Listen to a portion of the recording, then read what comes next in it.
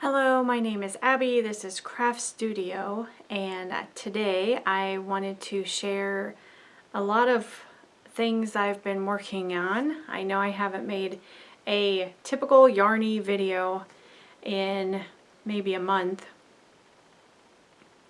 maybe give or take a month. Things have been kind of busy for me and my family, and I did post a sewing video a couple weeks ago, maybe 3 weeks ago, but as far as a yarn video about crochet and knitting, I have not. So I do have quite a bit to share today, so get comfortable. I have crochet, I have knitting, I have a couple acquisitions, is that what they're called? I can't remember. I haven't made a proper yarn video in quite a while. I'm just gonna be honest. Things are busy and I just kind of am thrown together. So I thank you everyone out there who has been so patient with me, and you keep watching my videos even though they're thrown together. Sometimes they're short, sometimes they're long, sometimes they're good, sometimes they're bad.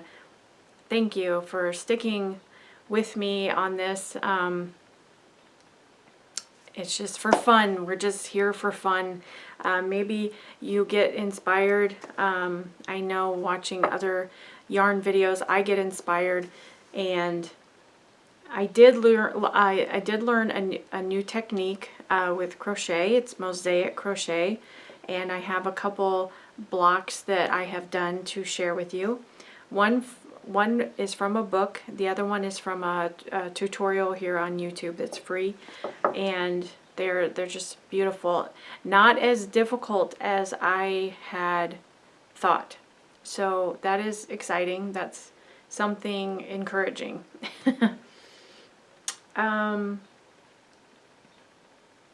Get your coffee or tea or soda or whatever you like to drink. Water.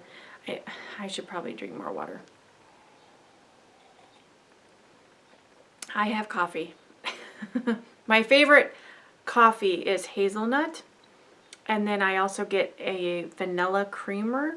I don't drink it every day, but I did happen to find some on sale, so I got some Seattle's Best, which is one of my go-tos. So Seattle's Best, I believe it's toasted hazelnut coffee, and then I get the silk almond milk creamer, the vanilla. Very good. I don't know, the hazelnut and the vanilla together, really, really good. Okay. So why don't I start with the knitting? I very rarely start with knitting, so maybe I should do that first. Probably 2 or 3 videos ago, so this is a long time ago, I shared about a book that I had bought about crochet edgings, and one of the chapters, it actually includes putting crochet edges on knit pieces, and I had not tried that before. And as you know, I've been working on this knit raindrop afghan, and I've been struggling to sew the blocks together or knit them together or put edges on them. So I thought that I would go ahead and give it a try, putting maybe a crochet border on these blocks just to see what it would look like and to see if I liked it or not. I was like, so I did. I tried it. So these, I did weave in all my ends finally. So I have, let's see, here's 4 and here's 4. So I have 8 blocks total. I sewed in all the ends. These do not have a border yet, but I just wanted to show you what these look like. And then these are the ones I did put a border on. So this is a crochet border on a knit block. I just did a basic very basic border. It's just single crochet, but I did do it in a contrast color, and I think it turned out pretty well. I like the look of it. I wasn't sure that I would like the look of it, but I really do. I think it looks very nice. It looks neat. I thought the two together, crochet and knitting together, might look a little strange, but I don't think it does. I think it looks pretty good. I'm pleased with the outcome. So I continued. So I did 4 total, and I just, like I said, I did contrasting color with the border, and just to see what it would look like. I kind of wanted to play with the colors. I am keeping the colors of the overall blanket, so I'm not, you know, most of it is neutrals. I'm doing like brown, gray, black, cream, white. I'm just doing, but I did throw in this beautiful blue just because these are raindrops, and I was like, I should at least have some blue because it's rain. However, I did put this, I think this is kind of like a beige border on the blue, which I think it looks really pretty. I really like the look of it. And then I did add in this square or block or whatever you want to call it, which kind of looks like flowers to me. Yeah, that looks really, really cool. And I put a black border on this one just because I really wanted to have it pop, which I think it did. I don't know if I need to block this or not. I have not blocked them, but I really, my other thought was to make another one of these and do it like in a very pale pink, just because it looks like flowers to me. I don't know if that's what it looks like to you, but I thought it would be pretty in pink, since the blue, I did the blue for the raindrops, just, you know, just as some contrast. But I think it looks really good. So those are the 4. So I need to continue. I've got 4 blocks done with borders. So what do you think? What do you think? Do you think you would put if you knit, would you put a crochet border on a knit piece? Or, you know, vice versa? Would you put a knit border on a knit project? Let me know in the comments. What do you think? So I still have 4 more to do. 4 more blocks to do. And so that's what's going on with that. This is the first one. It's called Swirl. So this is the first mosaic crochet that I tried. And it's an inlet, I think is what she calls it. And I just tried with a 5mm hook, which is what she uses, and the worsted weight yarn, a number 4. So that's what it makes not a very big square, but I don't know, maybe 5 by 5 square? I don't know. Anyway, so that was the first one I did. Then I was looking through my book, one of my favorite books, the 100 Crochet Tiles, and they had, in fact you can see it, it's in the corner there. They had one. So I actually tried her technique because she does it just a little bit differently. And so I tried her technique with that pattern in the book, and it worked. It worked, and I just think it makes it a lot easier. So I made this block, which I think is really, really cool. I really like it. And you just carry the yarn up the side. That's I have not put a border on these yet. I did go ahead and weave in the ends, but you got stripes on the back.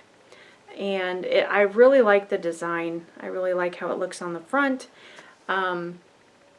So you do 2 rows of each color, so you're only changing color along one side, so you don't have 1,000 ends to weave in, but you do have a really, really cool look when you're done. So I really like it. It looks It looks good. I like it. Now this one is a little bit bigger than this one, if you can see that. This is quite a bit larger, wide and tall than this block. So there are different measurements. So I was hoping to put these together to make like a pillow or something, but since they're different sizes, we're going to have to go with a different one. There were, in this book, I think there were 4 different patterns for the Mosaic crochet. I think. I might be wrong. So I'm going to try more. I'm going to try using her technique because I think it makes it a little bit easier. So anyway, stay tuned for more on that. I learned a new stitch also. It was out of this book. This is a vintage book. I would say maybe late 80s, early 90s book. I probably got it off thrift books. Yes, I did. I tend to shop quite a bit for crochet and knitting books, even quilting books, off thrift books because it is so cheap. They're just sewn together. And there, it's a stitch sampler. There's the Afghan, if you can see that. So I think they use quite a small, yeah, they use sport weight yarn, which I'm not a fan of using, so I just use my worsted weight yarn. And I started the block with just the lines because I don't know, I guess I'm getting tired of blocks. I wanted to do lines going back and forth. And what is it called? What is it called? So they call it a fan stitch. And I looked it up on YouTube and it's the shells. And I was like, no, this is not shells. And I'll show you because it took me a couple times. Actually, I had to rip it back and redo it at least 5 times. At least 5 times to get it right. But this is what they call in the book, it's a fan stitch. I don't know about you, but I've never done that before. And this is just part of the block. So there's more rows to it. But this is, I think it's only one time they do the fan stitch. But I have never done this before. And it's 2 colors. And I really liked the outcome, how it looks. But let me show you the back, because the back looks even, well, not better, but it has a very cool texture on the back as well. I am all about texture and color right now. Maybe you are too, but I really like the look of this. And I wanted to get it right. I still don't know 100% that I have it right, but I think I'm very close. And you could do this in so many different color combinations that would just look amazing. And it's really not that difficult once you get the hang of it. But I will say, I looked all over the internet for something like this called the fan stitch, and it's all shells. It's, you know, the double crochet, like several in one stitch. This is not that. This is completely different, and this is very cool. So let me know, have you ever seen anything like this? Do you know how to do this? Do you want to learn how to do this? It's pretty cool. Okay, so more on that later. I'm just making these huge blocks. She does go up to row 26. I'm only doing 20 rows. So mine are not as tall as hers, but I'm just kind of playing around. I did, excuse me. Oh, I have so much yarn left over as well from the calendar blankets. I ordered more yarn and then I had so much left over, and they're the big skeins, like the Red Heart Super Savers, and then I also have Karen 1 pounds. I have a Lion Brand Pound of Love. I mean, I have so much yarn left over, and it's in the same colors. So I'm just going to use it all. So that's why I've decided just to make these rectangles and just kind of play around and just see what I can come up with. So this will be kind of like a scrappy, anything goes kind of Afghan. It's just fun. It's just fun. So this is the next one I made. I did do some surface crochet on there just for a little bit of variation and a little bit of fun, just playing around with that. Switching or changing the yarn in the middle of the row to kind of give it a, there it is, yeah. To kind of give it a scenery look. I did try that. That was from JaydaInStitches. I think that was from her folk art blanket, calendar blanket, like she did in 2019, I think, to kind of make it look like scenery in the background. And this is the next one I did. See, this is just, woo! Just in your face. This is just for fun. This is just, and I did add the, oh, what did she call it? Like the, I don't know, it's like, it's almost like a ruffle. I added that just to give it some, just to give it something, you know, just to, I mean, I used a lot of different colors. I really like the back, how it, when you do this ruffle thing, how it kind of looks. I like the look on the back, because I used the same yarn here, but this one I used like a teal over the white speckled, and so you've got this different look on the back. So I really like that. Texture and color, texture and color, texture and color. I'm all about that right now. And anything easy and simple. I really am craving, because when I get home from work and I pick my kids up from school, we get home and try to get settled, and my brain is kind of just mush, really, from work and just everything that's been going on. My brain is just like, so asking it to read a crochet pattern and try something new, although that's what I love to do.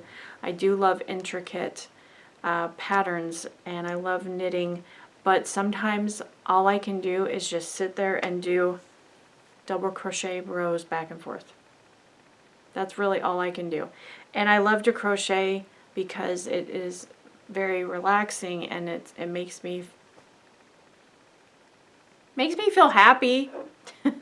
So I love these little simple no-brain crochet, because I feel like I'm still making something, but I'm not causing myself more stress.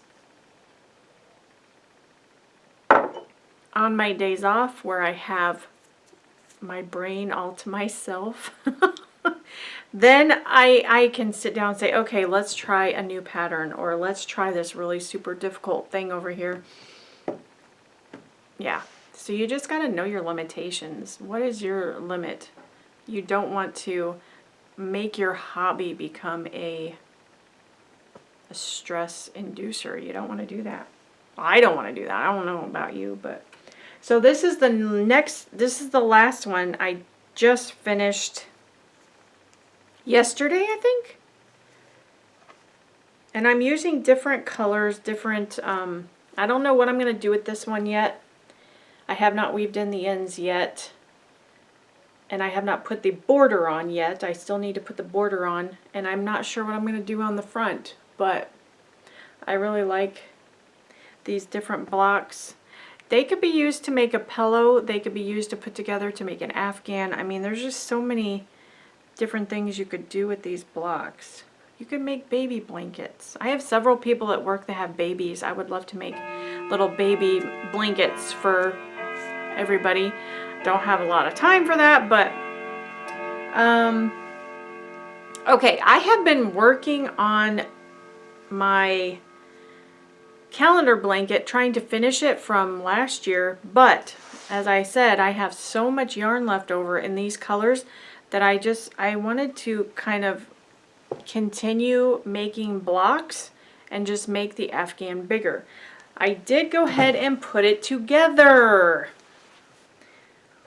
Here it is. Now, I'm going to add to it, so this is not the finished product, but woo!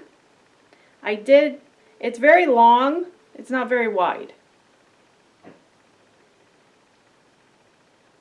So this is what I have done so far. Whoop. The newest thing is this. So this started out as the mesh square, which it's just single crochets and then a space in between. So it was very, you know, a mesh square. I decided to add the the ruffles. I call them ruffles. They look like ruffles to me. I decided to add the ruffles to it. So that's why in the center it's still red. I may add white to this, just a plain white to that. I haven't decided yet. But here is the other block. Now this one I did in all one color, and following her tutorial, you do this all at once. So each round, after you finish like the mesh background, then you do the, she calls it the fluted granny. So then you do the second pass of the double crochets, which are standing up. And so you make it all at once. And I have a white one too.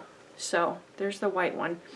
The back looks amazing. It has a very cool look to the back and a little bit of texture. But I just love these because they are so thick. Look how thick that is.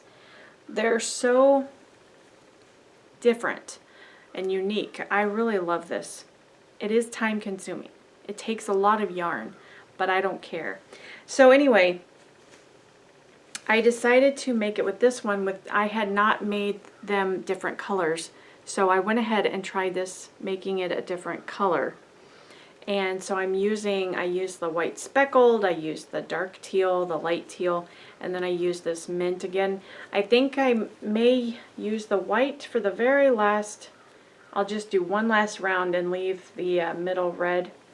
But I wanted to show you the back because this is so cool. Look at the back. I have not weaved in these ends yet. Look at the back of that. It has a very cool, eye-catching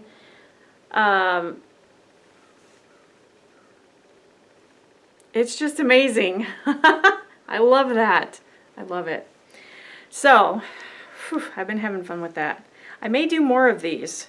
I may do more. Yeah, what do you think? It's fun. It's very, very much fun. Okay. I have one, oh. Whew, I better take a break. The next thing I wanted to share with you, I took these pieces from the Bohemian Blooms blanket. So these two are separate pieces, and I just stitched them together. And then these 4 blocks were all separate. So I stitched these together. I stitched these together, and then I attached them to these 2 blocks or rectangles. So I've got this big piece now, as you can see, and I don't know if I need to add to this. It's kind of wrinkly. I could put this together to make a pillow. I think it would make a really cool pillow. Or I could just add to it and make an Afghan. I'm not sure yet, because I have 2 more blocks. But I really like how it came together. It looks really nice. I did not block it, but it just fit perfectly together. I was very pleased with that. I was very happy with that.